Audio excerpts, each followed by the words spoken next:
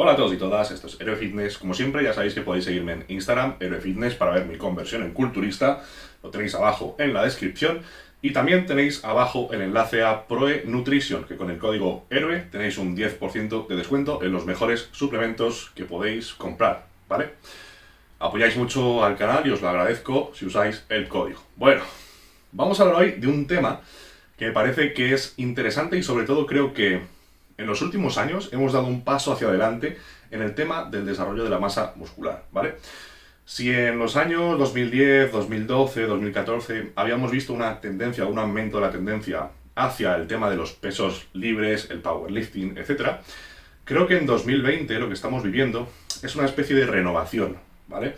Una renovación hacia el pensamiento crítico, hacia el pensamiento en grises, no solo blancos o negros, no solo extremos, sino una combinación de lo mejor de todos los mundos, ¿no? Entonces, vamos a hablar hoy del tema este de qué es mejor, si los pesos libres, las barras, las mancuernas o las máquinas, poleas, etcétera, ¿vale? Y de hecho, para mí está muy claro. En el mundo de la hipertrofia, las máquinas, las buenas máquinas bien diseñadas, y las poleas, en general, son mejores que los pesos libres, especialmente que las barras y los ejercicios clásicos multiarticulares de powerlifting y los presses militares, los remos, etc. ¿De acuerdo? Esto no significa que estos ejercicios míticos, con pesos libres, pesados, etc., no sirvan para hipertrofia. Nada así, en absoluto. Pero, cuando hablamos de optimizar, cuando hablamos de objetivamente ¿qué es mejor? ¿Una serie de este ejercicio o una serie de este ejercicio para X músculo?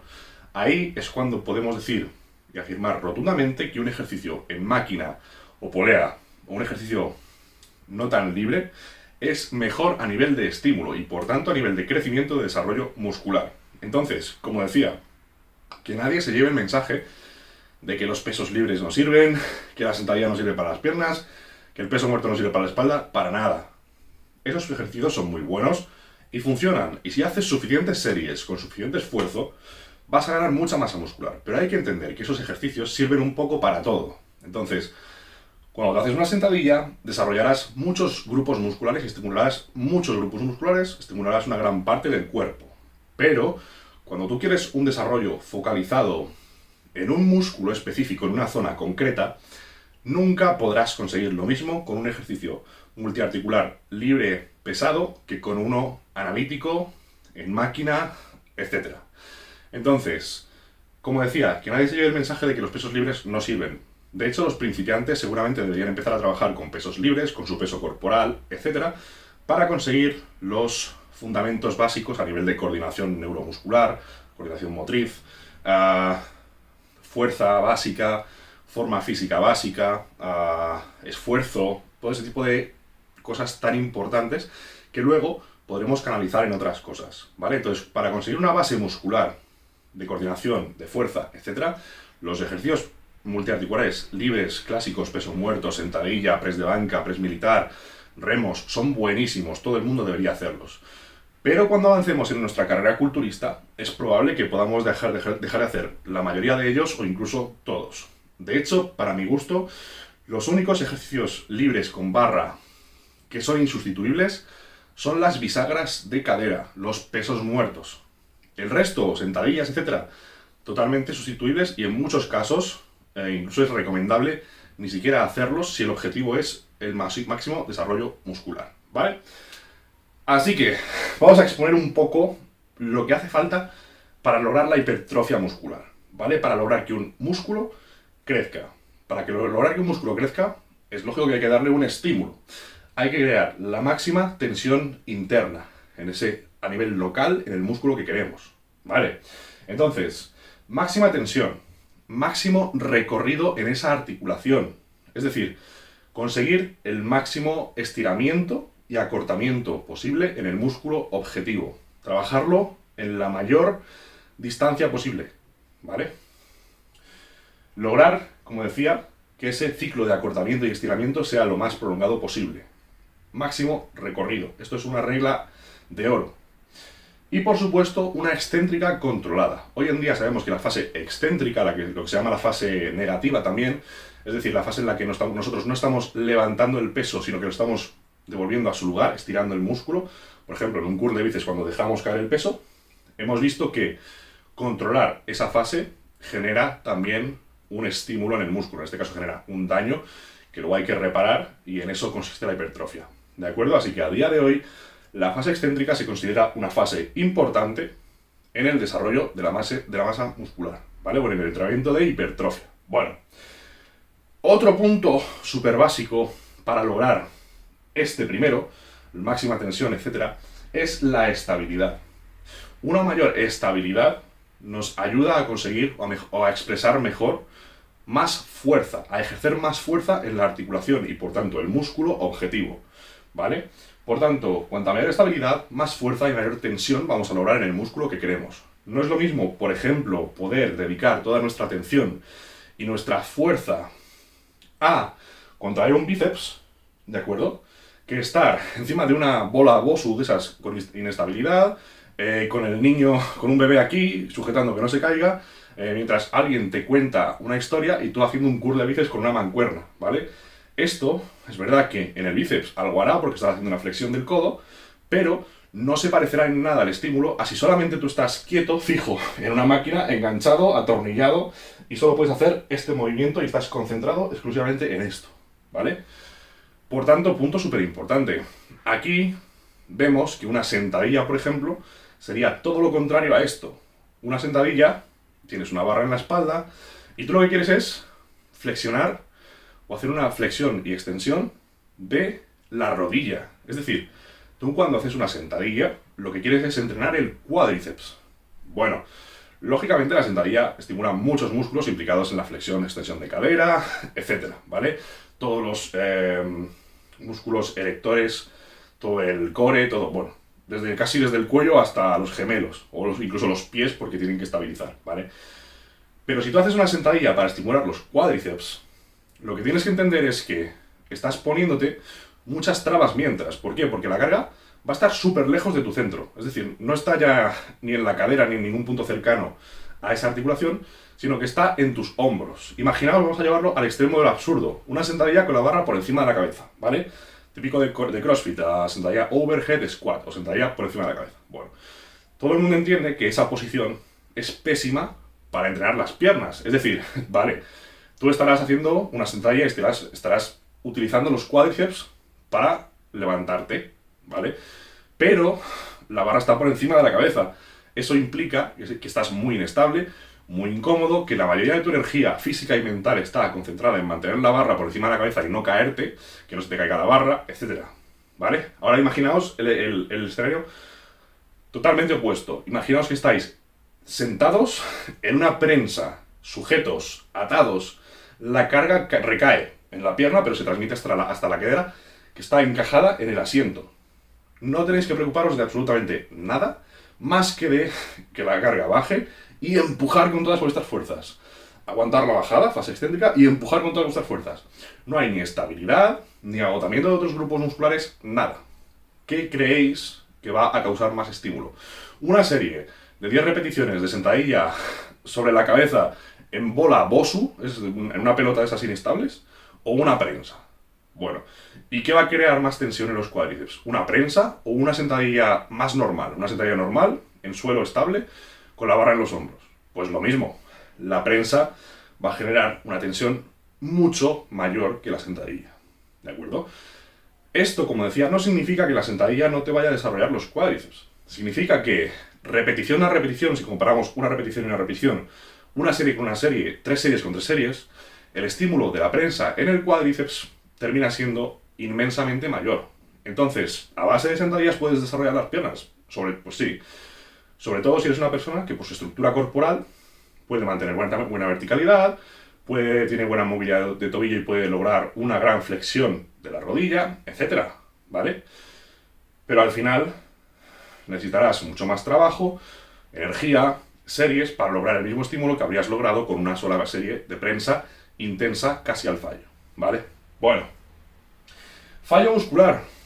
El fallo muscular o la proximidad al fallo muscular en el músculo objetivo es una de las cosas que más estímulo producen. De hecho, es un requisito para que haya suficiente estímulo para forzar a una adaptación y que el músculo crezca, ¿vale? Entonces, lo que decía, en la sentadilla con la barra sobre la cabeza, cuando tú fallas es porque has fallado en cualquier punto entre las muñecas, los codos, los hombros, todo el core, la cadera, el glúteo y los cuádriceps. En algún punto de ahí has fallado. Normalmente has fallado primero por la estabilización en algún punto entre la barra y la cadera, que será seguramente los hombros o el abdomen, el core, o los erectores espinales, y el sistema cardiovascular. Es decir, te has ahogado, como yo al hablar, antes de que tus cuádriceps se hayan enterado de que han hecho algo, ¿vale? Por tanto, llegar al fallo muscular es un requisito, y cuanto más puedas aislar y machacar el músculo objetivo, más te acercarás al fallo en ese músculo. Es decir, tú cuando llegas al fallo en una sentadilla, seguramente tus cuádriceps todavía están al 25% de su capacidad. Es decir, los has agotado a un 75% o estimulado a un 75%. Cuando tú en una prensa llegas al fallo, o en una extensión de cuádriceps llegas al fallo, es el cuádriceps el que ha llegado al fallo 100%, ¿vale?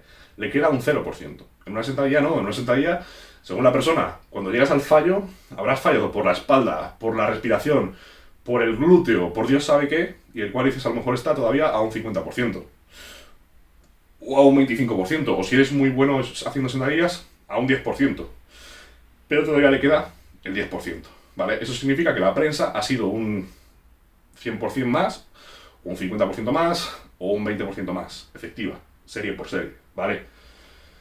Otro punto importante, las curvas y perfiles de fuerza en el tema de máquinas versus pesos libres. Por ejemplo, cuando tú haces unas elevaciones laterales con mancuernas, ¿vale? Las mancuernas y los pesos libres funcionan con la gravedad, es decir, que la fuerza va en vertical, ¿vale? Esto significa que el punto en el cual el músculo tiene que ejercer más fuerza es cuando el peso o la articulación está perpendicular al suelo, ¿vale? Es decir, la fuerza va así y esa articulación está a 90 grados, ¿vale? Justo en máxima oposición. Es decir, tú cuando haces una elevación lateral con mancuernas, cuando más fuerza tienes que hacer es aquí, ¿vale? Que es justo cuando la cabeza del hombro está más acortada, ¿vale? Aquí se va estirando y aquí se contrae al máximo, ¿vale? El músculo es más fuerte en la parte en la que está estirado, ¿vale? Cuando se va acortando, pierde fuerza. Entonces, cuando tú haces unas elevaciones con mancuernas, en la parte donde el músculo es más fuerte, es justo donde menos tensión tienes. Cuando estás desde 0 grados hasta 30, 45, ¿vale? Y se va haciendo cada vez más duro cuando te acercas a esos 90 grados con respecto a la gravedad, ¿vale? Que justo es cuando el músculo está muy acortado y es más débil. Entonces, te has pasado la mayor parte del recorrido donde el músculo era más fuerte con la menor tensión. Por tanto, el estímulo es muy pobre, ¿vale? Esa curva de fuerza del músculo no se corresponde con la curva o el perfil de fuerza de ese ejercicio. Si tú la hicieras en una polea, donde desde el principio hay tensión, estás aprovechando una parte muy grande del recorrido con una tensión importante, ¿vale? Entonces, ¿las elevaciones laterales con mancuernas no sirven? Claro que sirven, pero para lograr el mismo estímulo tienes que hacer más series, ¿vale? Entonces, todo tiene su contexto. No es que no puedas ponerte fuerte con elevaciones laterales, porque durante siglos la gente ha conseguido hombros redondos con elevaciones laterales con mancuernas. Pero, si queremos hacer las cosas perfectas y que cada serie sea lo más estimulante posible, hay alternativas mejores, máquinas y poleas. Bueno, siguiente punto. Para lograr el mismo estímulo, como venía diciendo, podemos hacerlo con menos series, con menos fatiga central, ¿vale? Y lograr, con esas series, expresar más intensidad, aplicar más técnicas de intensidad y generar mayor fatiga local, ¿vale? Ejemplo, otra vez, por ejemplo, con la sentadilla. Bueno, con la sentadilla, ¿vale? Lo que conseguimos es mucha fatiga central, todo el cuerpo está agotado cuando haces una serie de sentadillas, ¿vale? El cuádriceps está a un 50% o a un 75% de su agotamiento y no puedes utilizar técnicas de alta intensidad, tipo rest pause o cosas así, porque te falla antes la respiración, te fallan antes los músculos estabilizadores, etcétera, que el propio cuádriceps, ¿vale? Y además es peligroso, porque no es lo mismo estar estable en una prensa que estar con una barra encima, ahogándote, y que en cuanto se vaya un poco de la trayectoria ideal, te puedes lesionar, ¿vale? Entonces, aumenta el riesgo y disminuye la tensión en el músculo objetivo porque te cansas antes en otras cosas. Bueno, disculpad si oís una alarma por ahí, pero es lo que hay. Bueno, entonces, además, cuando hablamos de prensa, sentadilla, etcétera, ¿vale? Con el mismo número de series de una y de otra, vamos a conseguir, por ejemplo, mayor o menor fatiga local. ¿Esto qué significa? Que si tú empiezas tu entrenamiento por una sentadilla pesada al fallo brutal, vas a lograr cierta fatiga local a nivel del cuádriceps, ¿vale? Pero tu fatiga central, general, va a ser tan grande que el resto del entrenamiento se va a ver perjudicado. Sabemos que cuando aumenta la fatiga central, disminuye la capacidad de contracción muscular, ¿vale? Disminuye o es menos potente esa señalización eléctrica a las fibras musculares y por tanto disminuye su activación. Es decir, que cuando aumenta la fatiga central, las series siguientes son menos eficaces para estimular el músculo y al revés. Cuando la fatiga local aumenta, pues cada serie o cada repetición es más productiva, ¿vale? Entonces, la idea es lograr la mejor proporción entre fatiga central y fatiga local. En ese caso, los ejercicios de aislamiento siempre ganan. Por tanto, tendría más sentido, por ejemplo, en un entrenamiento de pierna, dejar la sentadilla como tercer o cuarto ejercicio cuando tú has logrado una máxima activación, estímulo y fatiga local en el cuádriceps, y ahí ya no te va a limitar, por ejemplo, el core, la espalda, etcétera, sino que realmente el fallo va a ser más con los cuádriceps que con otros grupos musculares, ¿vale? Si tú haces una serie de 10 repeticiones en sentadilla, cuando dejas la barra, normalmente te sientes cansado, sientes que la espalda la tienes congestionada o te duele, los glúteos, pero los cuádriceps, según la persona, puede que notes bastante o que no notes nada, ¿vale?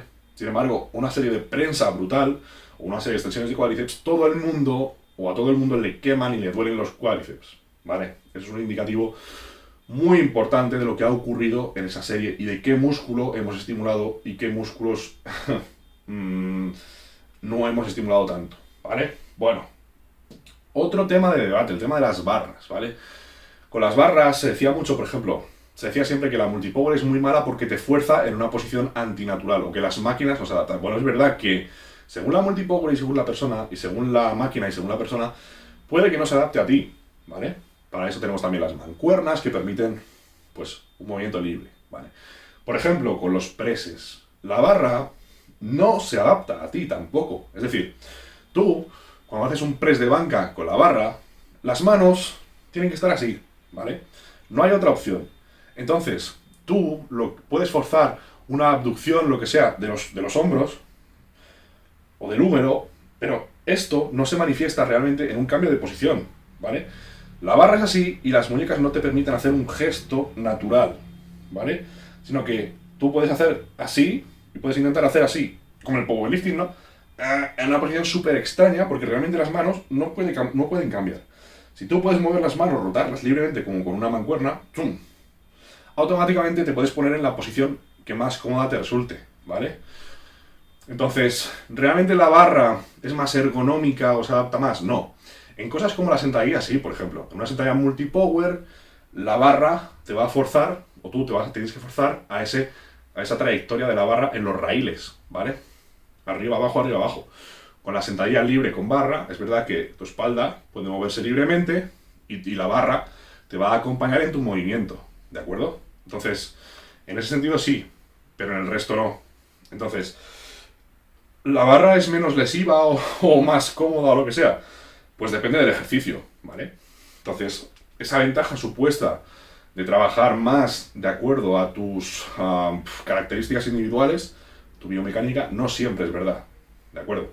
Y no es posible en todos los ejercicios. Así como una sentadilla así, por ejemplo en los presses, en los curls, es horrible. Una barra recta en un curl de bíceps es absolutamente horrible porque el bíceps, o la flexión de codo y extensión de codo, habitualmente no es así. No es con los brazos así y directamente vertical, ¿vale? Habitualmente es más una cosa así. Y este movimiento es imposible de imitar con la barra porque la barra recta es así. Y lo que hace esto es poner nuestros codos, por ejemplo, en una posición extraña y nuestros hombros también. En una posición en la que la articulación va a estar, en lugar de hacer un movimiento libre así, ¿vale? Está a lo mejor así. Y ya hay un roce que puede conducir a tendinitis, etcétera, ¿vale? Bueno, eso es otro tema para otro vídeo, pero bueno, el caso es que las barras no siempre son mejores a nivel biomecánico, ¿vale? Peso libre.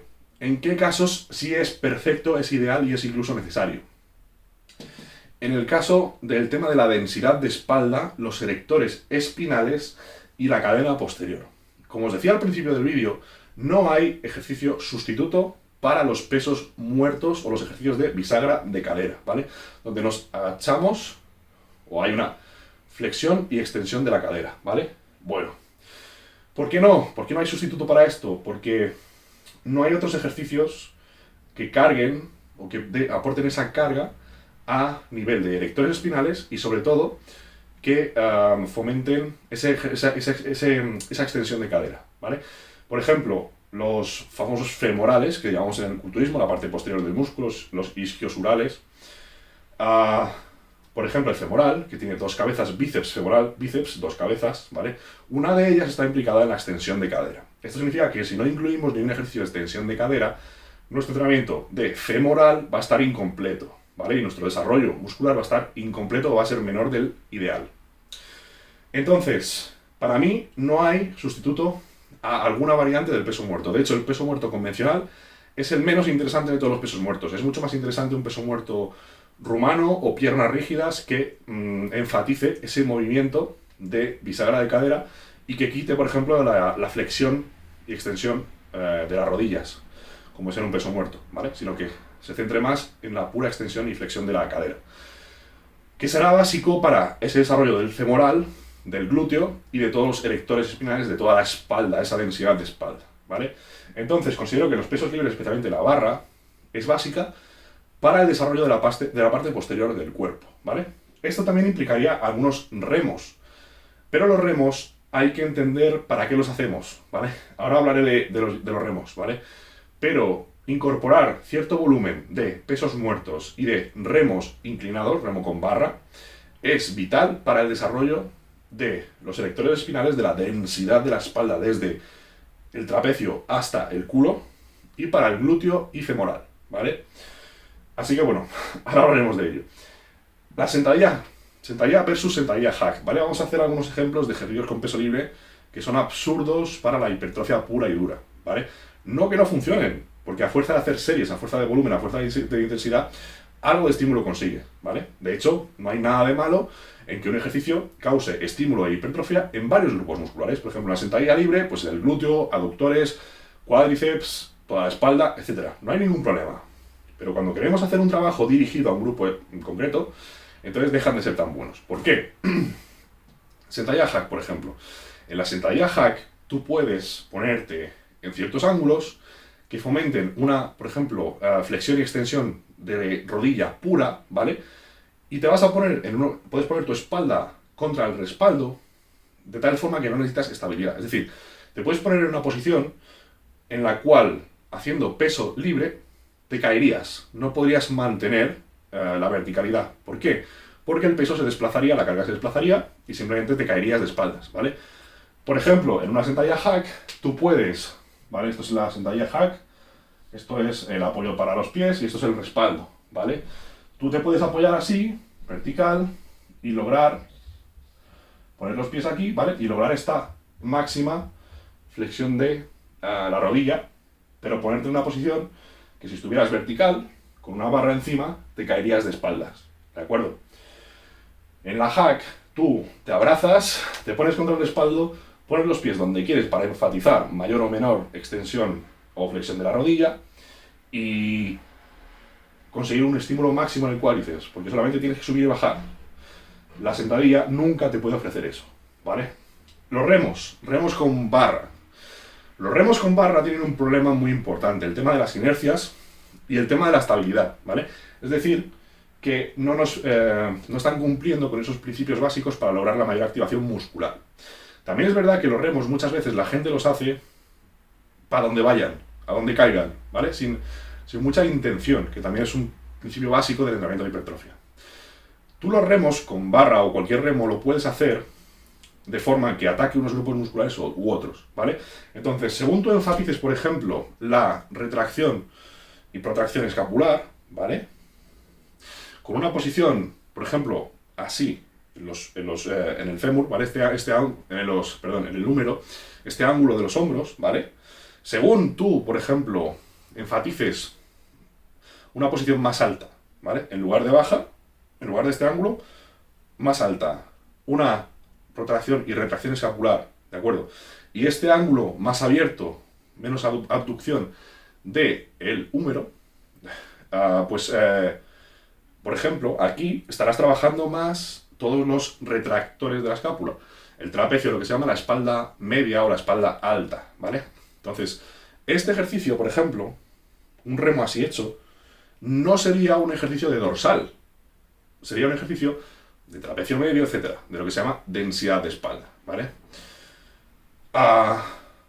Tú, cuando quieres hacer un remo, o si haces un remo, tienes que saber qué es lo que quieres estimular, qué es lo que estás buscando.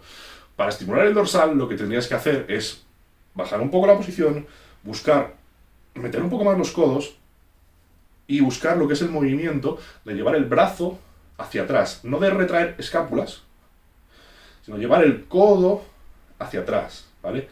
En una posición más baja. Eso estaría estimulando el dorsal, ¿vale? Entonces, si tú haces un remo inclinado con barra, habitualmente la gente se pone bastante vertical y termina haciendo retracción escapular. Esto no estaría estimulando los dorsales prácticamente. Para estimular los dorsales tendríamos que ponerlos más horizontales, bajar más, ¿vale? Y llevar los codos más hacia adentro y más hacia atrás, ¿vale? No esto, sino esto. Bueno, en todo caso, hacer un remo para trabajar la espalda, los retractores de la escápula, trapecios, romboides o los dorsales, es subóptimo. ¿Qué es lo óptimo? Conseguir estabilidad y solamente centrarnos en el movimiento que queremos hacer. Si tú haces un remo, ¿vale? Tienes que estar pensando en mantenerte en posición, gastas mucha energía manteniendo esa posición y te cansas antes se cansan antes los erectores espinales, etcétera, que el músculo objetivo, ¿vale? Además vamos a usar muchas inercias, etcétera. Entonces, para que un músculo reciba el máximo estímulo, tiene que estirarse y acortarse al máximo, tiene que haber una fase excéntrica y tiene que iniciarse el movimiento contrayendo ese músculo y acabar en la máxima contracción posible de ese músculo. Nada de, pum, inercias, ni nada así, ¿vale? Tenemos que concentrarnos en lo que queremos hacer. Si es un remo para espalda alta, es protracción y retracción escapular. Si es para la espalda baja, para los dorsales, pues ese gesto de llevar los codos hacia atrás. Entonces, el remo con barra, aunque es genial, si quieres añadir volumen a esos erectores espinales, esa densidad de la espalda, desde arriba hasta abajo, glúteos y femorales, ¿vale? Aunque para eso es muy bueno, para el desarrollo de la espalda como tal es un ejercicio mediocre, que a base de series, por supuesto que añade volumen en toda la espalda, pero no es ideal, ¿vale? Sería como hacer un press de banca inclinado, un press inclinado, sí, haciendo un crunch abdominal, ¿vale? Imaginaos que estáis en un banco plano y para lograr inclinación hacéis un crunch abdominal, lo mantenéis ahí en la posición y hacéis el press así, ¿vale? En lugar de usar un banco inclinado que os mantenga en posición fuerte y podéis hacer un press, no hay banco inclinado, no hay respaldo, os mantenéis solamente con la fuerza del abdomen, hacéis así. ¿Qué es mejor para el pectoral? Lógicamente es empujar con la espalda apoyada una base fuerte. Para un remo es igual, un remo con el pecho apoyado, ¿vale? Ya sea el típico remo en T, que tienes el pecho apoyado y tiras, o un remo en máquina con el pecho apoyado bilateral o unilateral, son mucho mejores que un remo con barra para el desarrollo de esos músculos de la espalda. Entonces, contexto, siempre, ¿vale? Los remos con barra pueden ser un buen ejercicio de espalda, sobre todo isométricos para los erectores espinales, lograrán esa hipertrofia, ¿vale? Pero si queremos enfatizar el desarrollo de ciertas partes de la espalda, siempre estar en una base estable, con un respaldo para el pecho, en lugar de tener que estar estabilizando la posición en el aire, será mucho mejor, ¿de acuerdo? Press militar. Lo mismo, es un press en el cual influye mucho el core, la estabilización de la barra, incluso te puedes marear y de todo. Entonces, si tú lo que quieres es desarrollar al máximo el deltoides anterior con un press, tiene mucho más sentido que estés sentado en una máquina, en una barra guiada o incluso una máquina, una barra libre, sentado, con mancuernas también, pero con mancuernas y con barra, aunque estés sentado y bien fijo en una posición, ese press va a seguir siendo más pobre a nivel de estimulación pura en el deltoides anterior que uno en el cual estés encajado en una posición y solamente tengas que empujar sin pensar en nada más. ¿De acuerdo? Entonces todo tiene su contexto. Si tú quieres ser un buen lanzador de peso, necesitarás hacer presses sobre la cabeza por todo ese trabajo de estabilización, porque tú te vas a estar moviendo en estos planos y te tienes que estabilizar, ¿vale? Igual que si, por ejemplo, eres un luchador que haga grappling, que haga MMA, jiu-jitsu, cualquier arte marcial que tenga agarres, suelo, etcétera, un remo con barra, un remo pendle y un remo con inercias, es buenísimo, porque tú vas a coger tíos del suelo, necesitas poder tirar, trabajar esas posiciones, ¿vale? Poder mantenerlas, tener una base firme con tu propio body, con tu propio core, con tu propia espalda. Pero a la hora de hablar de un remo puro para la espalda, necesitas no tener inercias, no tener que preocuparte de estabilizar, etcétera, ¿vale? Y de las elevaciones laterales, pues ya hemos hablado, lo mismo, ¿vale? Elevaciones laterales con mancuernas siempre van a ser un ejercicio útil, pero nunca van a ser el ejercicio perfecto para trabajar la porción lateral del hombro en su totalidad y lograr el estímulo máximo, ¿vale? Por tanto, el resumen del vídeo es que todo depende del contexto y de la situación y del objetivo, que los ejercicios siempre tienen que elegirse y ejecutarse con una intención clara, entendiendo cuál es la función del músculo y qué es lo que queremos conseguir, y que en base a eso, para la hipertrofia muscular, siempre van a ser mucho mejores las máquinas, poleas y cualquier cosa que nos permita la máxima estabilidad y el poder aplicar la fuerza pensando en las menores cosas posibles, que cargar peso sobre nosotros mismos, tener que aguantar una carga, estabilizar una carga, etc. ¿Vale? Así que básicamente esto es todo y nos vemos en el próximo vídeo. Saludos. ¡Pum!